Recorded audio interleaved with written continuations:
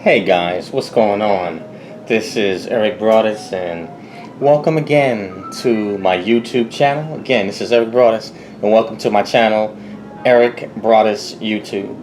And on today's video, I'm going to go back to revisiting some military content. And in this particular video, I'm more or less going to be talking about maybe a career option. And the name of this video I will it's called Options, a military career and the millennial.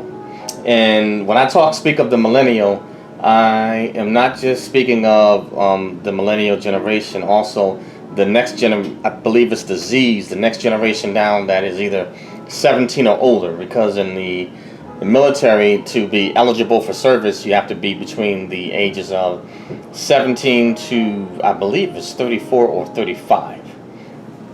But anyway, this one I'm calling Options, a military career, and the millennial. And the reason why I am calling this, titling this video that, is because looking at the situation that we're in now, I mean, some say it's a recession, some are really calling it a depression. And from what I've been hearing is, and what little bit I've been seeing is that I guess a lot of millennials don't have the career or job opportunities that the previous generations had, due to what's happened with this economy.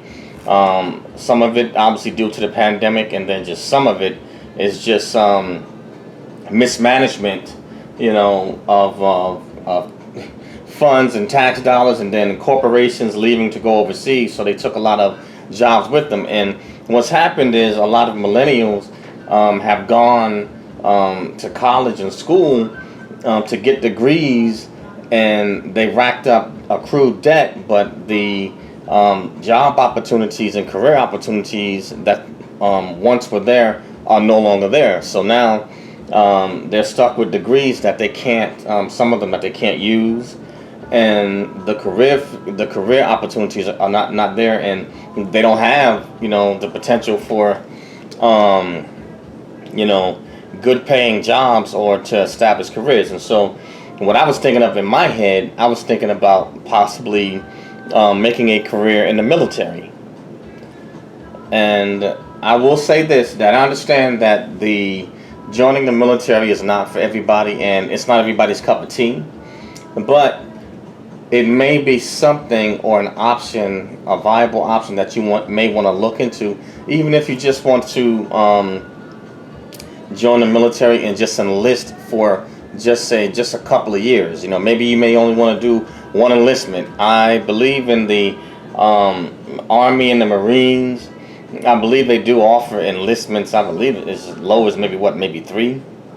I know the Air Force is definitely a minimum of 4 and 6. And I believe that the Coast Guard, runs about the same with the Navy. I believe it's 4-year enlistment minimum.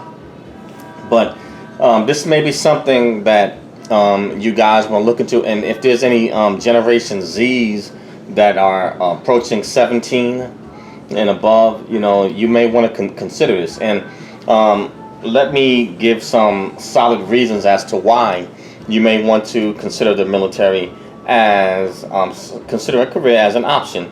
Number one, because of the current environment that we're in, where it's just a depression right now, and the job opportunities are not there for you guys like they once were, and it's unfortunate. It's not it's not fair, but unfortunately a combination of things have happened, and this pandemic just accelerated it. So it's kind of left you guys out in a cold, where you have to totally change your course of direction, in terms of what type of career you had hoped to have. But let's think about it, and even if you want to join the military for a short stint, for a couple of years until you ride out this rough side of the economy.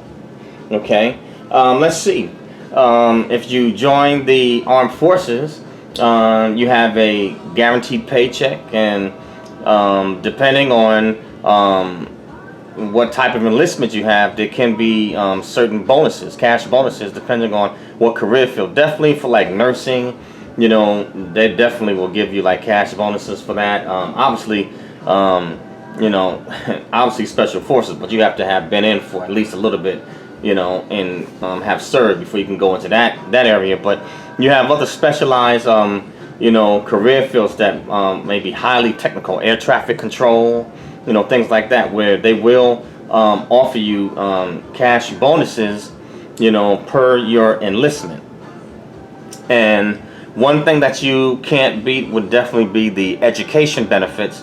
And I'm quite sure a lot of you millennials can relate to this, as you've had to take out student loans, most of you, and had to pay, out of pocket, and you've had to accrue debt. If you join the military, the educational benefits, they're basically free. The military branch of service will pay for your education, so you don't have to accrue all that debt. Now, I know when I was in, I believe that at one point they did offer some type of program where they were willing to pay off some student loans for certain military members. And I don't remember what the criteria was for it, but it might have been maybe in certain career fields. But if you met a certain criteria, and in exchange to give them a certain amount of time to serve in that branch of service, they would pay off your student debt if in exchange for you to serve in that branch of service for a certain amount of years. So that still may be in existence. That's another viable option. And I'll probably do some research on that, and if I can find anything, I'll definitely bring that up in a future video. So that's another option. So you can learn valuable and viable skills while you're serving in the military, and you're getting different life experiences as well as leadership development. And you're getting your education, free of charge. So that's definitely a huge advantage. And if you already have a degree, you can even go in as an officer and also further your education, free of charge in the military. Say if you already got a bachelor's, you can get a master's or a doctorate if you serve long enough and you're using tuition assistance or the other military educational programs in the other branches of service. So that's something you want to think of. Obviously, you get advanced and specialty training. A lot of the military courses, they are the equivalent to college courses, and you get college credit for them. You get a lot of good training in the military. You get 30 days annual leave, annual paid vacation. And it's not many jobs where you're going to be able to just go in, initially and be able to accrue that type of leave. So that's another thing you may want to consider. 30 days. Now, as far as use or lose leave, I think stateside you may be able to go up to carry maybe 60 before they make you use it or lose it. Overseas, I think it might be something like 90, but it depends on certain situations. But don't quote me on that one. Another advantage is travel. You get to travel on Uncle Sam's dime, so you can get to see various parts of the world, free of charge, and the government is paying for it. And there's not many jobs on the civilian side where you can do that. And like I said, right now with this economy, a lot of jobs, have gone, and the competition is really fierce. So this is just, I'm just throwing out an idea that you may want to consider, and some of you may want to even want to retire from the military. You may want to do 20 years or more, but everybody doesn't. But this is an option, at least for some time, so you can you get in. You can have a steady paycheck coming in. There's other benefits, that come with that. Obviously the medical and dental, But let me move on down, okay? And so now you do have the option, for full-time or part-time service. For those that want to be full-time active duty, you can join or enlist that way, or you can choose to be reservist or guard. And they used to call it, I guess, call the guards reserve sometimes, the weekend warriors. But hey, that's another paycheck. that's another paycheck. So hey, and they can't fire you from your job if you are called to serve, on your military tour duty. But obviously, tax-free room and board with allowances. Now, when we talk about tax-free room and board, that's for those that are going to be staying in dormitories. If you're not living off base, then they will, house you in dormitories. If you're married, either you'll be like in base housing if you're not living off base. Now, in the event, single or married, if you're living off base, then what they'll do is the government has to basically give you money to pay for your mortgage or rent, and it's called a housing allowance. Stateside, it's called a basic housing allowance, and if you're overseas, it's called an overseas housing allowance. So you get a certain amount of money depending on your rank. Each grade gets a set amount in their housing allowance. So basically, if you're in E7, is obviously going to get a bigger housing allowance than say an E4. They are at a higher level, and they also, that's part of the perks of getting promoted. And they also figure that you're going to have greater financial needs at that time. So there's a housing allowance. Then also, if you're living off base, you get what's called BAS. It's basic subsistence. It's basically subsistence for rations, meaning that it's a food allowance. So each month you'll get money to buy your groceries and stuff like that. So these are just some things. And I mean, let's be real.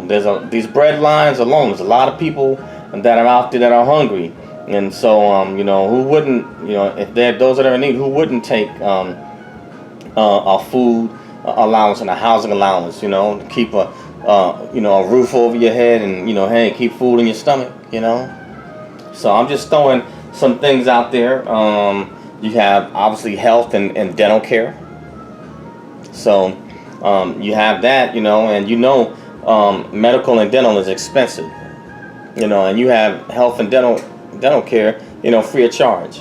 You also you get like life insurance, serviceman group life insurance, and you can get coverage, and I believe it's increments of, I think, 200, 400,000, something like that, and you're only paying something like either $8 or $16 a month, and that's for your entire military career. And then once you get out, you can roll it over into veterans group life insurance, which is the same company and like the same policy, except you're gonna have to pay more according to your certain age range, and it's more expensive once you get out the military because it's not subsidized by the military anymore. But while you're in, servicemen's group life insurance, so that's a another benefit in the event something happens to you while you're in there and you die. Your beneficiaries would get insurance money and whatever the death benefit, stuff like that.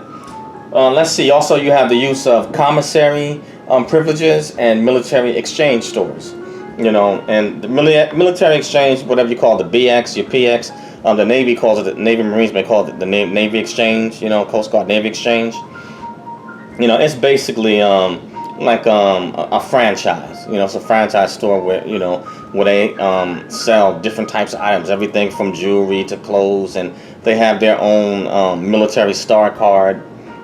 So that's another benefit. Your commissary is where you go to purchase groceries. It's basically a grocery store. And I believe AFES, which owns the military exchanges, I believe AFES is tax free, and I think the commissary is tax free. I believe it's tax free. I haven't been to any military exchange stores in the commissary in some years. But I believe both they are tax free. So whatever goods you purchase there, there's no taxes on it. And so you just pay whatever the set rate of the item is. Okay. Obviously, if you serve in the military, you can get special home loans and discounts. We all know about the VA home loan, so that's definitely an advantage where you have the VA will back the loan for you. So that means you going with, if you choose to go in with no money down, the VA will tell the bank, hey, we'll back the loan in the event if you should happen to default on it. They'll make sure that the loan gets paid. They'll pay the bank their money. So, and that's definitely a huge advantage. A lot of banks and loan officers will definitely take that. Let's see, what else is there? Okay, obviously leadership skills and training and other key skills that would cost you money in order to obtain here on the outside as a civilian. But I'm not going to make this video too long. I want to stop it right there, and I may come back with a part 2 and dig in deeper. But it's just something for you guys to think about. That's a sweet deal. And then if you choose to do 20, you can retire at 20, and you don't have to wait to collect your retirement pay. Once you get out, upon that first day, once they get you transitioned out into the system, you're collecting your retirement pay immediately on the first of that month, of the next month. So it may be something that you want to consider, and then they also have they have TSP in the military. So you also have the your straight retirement check from your branch of service, which would be 50% of your base pay if you do 20. If you do, is it 30? I think it becomes 75. But for each year over 20 that you do, you get an extra point, percentage point towards your retirement. So that's something to think about. And then if you use a thrift savings plan, you can also invest money in that. So by the time you come out, you'd have a nice little wad of money in there. Now the thrift savings plan from the military side, I think you may still have to wait till I believe maybe 50. I don't know if is it 55 or something like that before you can start drawing on that. But that's something you may want to look into. But these are options.